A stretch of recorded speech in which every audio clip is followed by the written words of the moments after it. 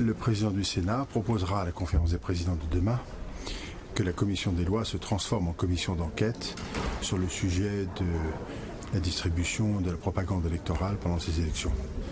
Je crois que c'est une excellente initiative. J'espère naturellement que la conférence des présidents suivra. En toute hypothèse, ce sera le Sénat en séance publique qui le décidera.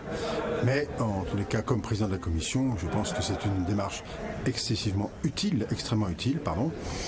Demain, nous auditionnerons le ministre de l'Intérieur très tôt et ensuite, naturellement, nous engagerons le processus qui consiste à peut-être avoir d'autres auditions et aller au bout des choses. Il est incontestable que les témoignages qui remontent encore aujourd'hui démontrent à l'évidence qu'il y a une carence plus que très importante dans l'organisation de la distribution de cette propagande qui relève, faut-il le dire, du gouvernement, naturellement.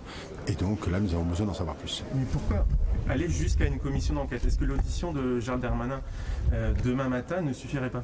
Je pense qu'elle est absolument nécessaire, absolument utile. Elle le sera, bien évidemment.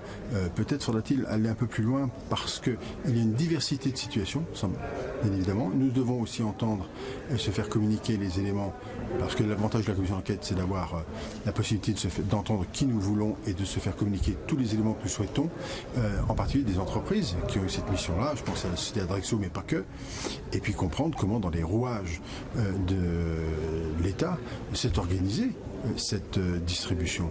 Car certes, le gouvernement est à la manœuvre. Quel a été le rôle, quelles sont les instructions qui ont été données, quel a été le rôle des préfets, quel a été le rôle de l'administration, puisque c'est à sa charge d'État, quel était son rôle dans ce que l'on peut qualifier, je le crois, à cet instant, un véritable fiasco.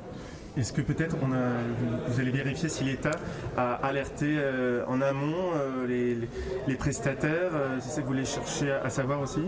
On veut savoir exactement comment dans la chaîne de décision les choses se sont organisées, sachant que naturellement sur un plan démocratique, je rappelle que l'exercice du droit de vote, c'est la concrétisation la plus absolue de la démocratie. Et qu'on ne peut pas, dans un pays comme le nôtre, même dans aucun pays du monde, mais dans un pays comme le nôtre, ne pas être parfaitement organisé lorsqu'il s'agit d'exercer le droit de vote. On doit le faire dans les conditions les plus absolues de réussite. C'est pas le cas aujourd'hui. Est-ce qu'il faudra trouver des responsabilités justement dans les rouages de l'État? Écoutez, on n'en est pas encore là. Commençons le travail et nous en déciderons après que celui-ci soit fait. Dernière question, est-ce que vous pensez que ça a pu réellement jouer sur le niveau d'abstention? Je ne sais pas si ça a pu réellement jouer.